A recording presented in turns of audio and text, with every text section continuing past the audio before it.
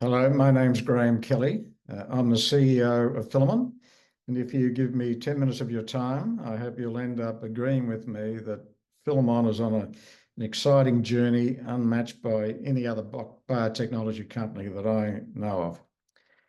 That journey is about doing something meaningful for the 60% of people who die before their time from chronic degenerative diseases like cancer, dementia, heart disease, and chronic lung and kidney diseases. Now, we're not talking about normal wear and tear or the sins of youth catching up with us as we get older. We're talking here about chronic inflammatory changes that reduce our quality of life and cause premature death.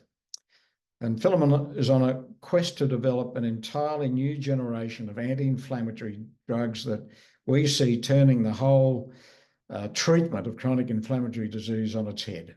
We are looking to treat these diseases effectively and safely for a world that, thanks to the baby boomer generation, is rapidly aging. This new generation of anti-inflammatories is based on 4 drug technology platforms. And the drugs we are developing are an advance on current anti-inflammatories in one very important way. They all work on all aspects of inflammation, not just highly selective parts of inflammation. The targets of our 4 platforms have long been recognised as the major switches behind chronic inflammatory diseases, and for that reason, they've long been seen as obvious drug targets. But the problem is that their role as major switches has also led them to being regarded as undruggable, meaning they're too important to block. They involve too many functions critical to health to go playing around with. And the result has been that they remain largely untouchable, with current inflammatory drugs chasing less important targets, which makes them less risky, but it also means they're less effective. The result is a generation of anti-inflammatory drugs that are moderately effective at best, but completely ineffective for most patients with most forms of diseases. Filamon has found a way to turn the undruggable into the druggable without the side effects. Most chronic inflammatory diseases like cancer and dementia are highly complex diseases involving the misbehavior of hundreds of different genes. Currently available drugs mostly target only 1 to 2 genes at best, and these are referred to as monomodal. By being able to safely target major switches, Filamon drugs are now able to modify the behaviour of hundreds of genes, and we refer to these as multimodal. An important aspect of our Filamon drugs is also that they are all oral, and that's an important factor where treatment may need to continue for some years. We divided our opportunity into 3 therapeutic areas, starting with oncology. Now, inflammation is a hallmark of cancer, but beyond the use of drugs to treat pain and swelling, no anti-inflammatory drugs have been approved for general use in cancer patients. And inflammation is responsible for driving the aggression and spread of a wide range of cancers, and that is what we are looking to block. The first drug is casonatide, and this drug is a clinical stage asset, having recently successfully completed a first-in-human study in late-stage prostate cancer patients. Now, casonatide is a whole new concept in cancer treatment, as we believe it to be the first drug with the capacity to treat the whole cancer, not just individual parts of the cancer. By whole, I mean both the cancer cells and all the other cells in a tumour that are collectively referred to as the tumour microenvironment. And those other cells account for about half of all the cells in a tumour. And they are literally the cancer cell's support structure. We've got plenty of drugs that kill cancer cells, but no drugs that kill those cancer support cells or the tumour microenvironment. And without killing both, the cancer stands an excellent chance of surviving treatment, which is exactly where we are now with most aggressive cancers. Casonatide has been designed to kill both the cancer cells and the support cells. And as I said before, we believe is the first drug to do so. This is a major new approach to cancer treatment, and we are about to put it to the test in an 80-person clinical trial called the ADVICE trial. This will be in patients with a range of cancers that have become unresponsive to standard treatment. Notably, it will also include patients with brain cancer because we know casonatide crosses the blood-brain barrier. This phase 1, phase 2 trial is on track to start in the first half of next year. And if we succeed in this trial, we believe it will revolutionise the treatment of most forms of solid cancer. As confident as we are in casonatide's success, drug development is a risky business and it requires risk mitigation. And that's the purpose of this drug, LITAP-001. Now, LITAP-001 is a new class of anti-cancer drug known as EGFR inhibitor. EGFR inhibitors are major anti-cancer drugs for many common cancers, including breast, colorectal, pancreas, and head and neck cancers. But unfortunately, these cancers readily mutate to render these drugs ineffective. The result is, for most patients, disease progression after about 12 to 18 months.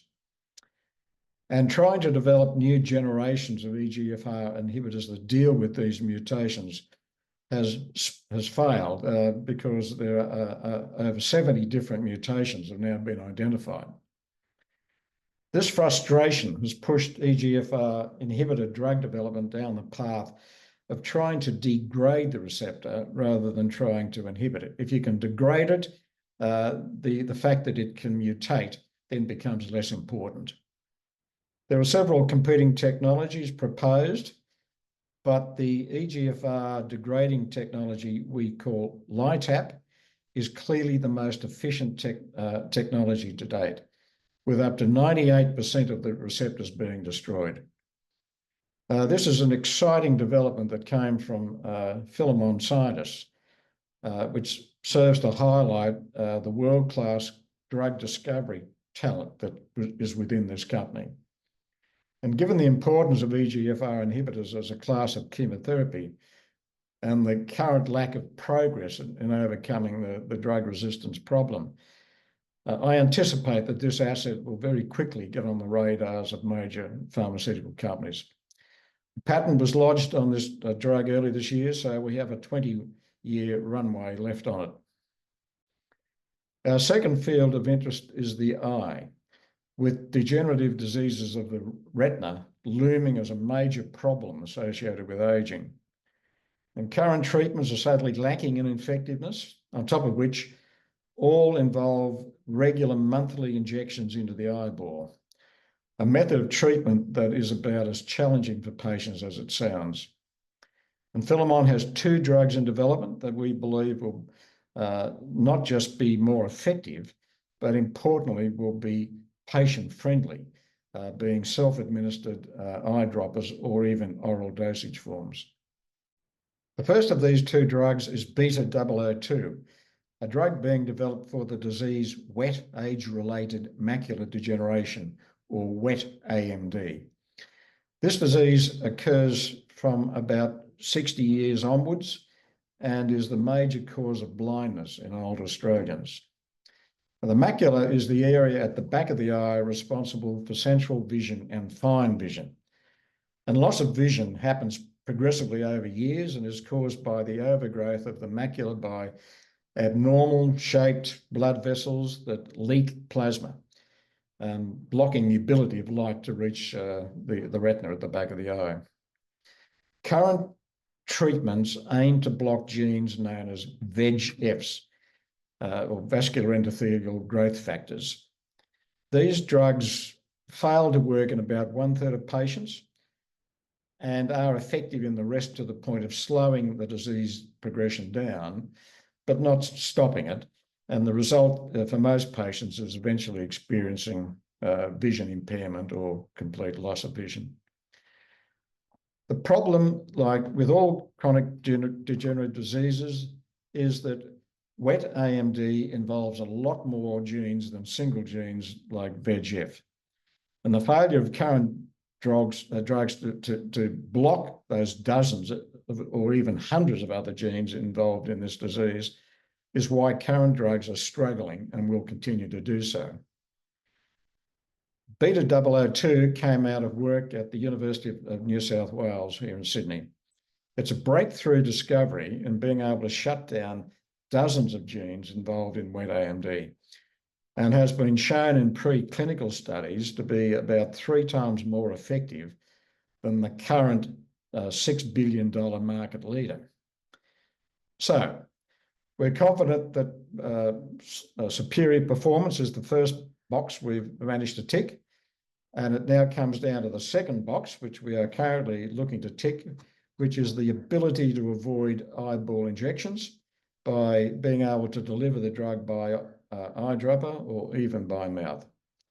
Now, it's important to point out that the Australian federal government shares our excitement over Beta-002, and along with the University of New South Wales, the two of them have invested $4.8 million in this drug program, which means that we're able to make this drug ready for a clinical trial, we believe, in 2026 at minimal cost to the company.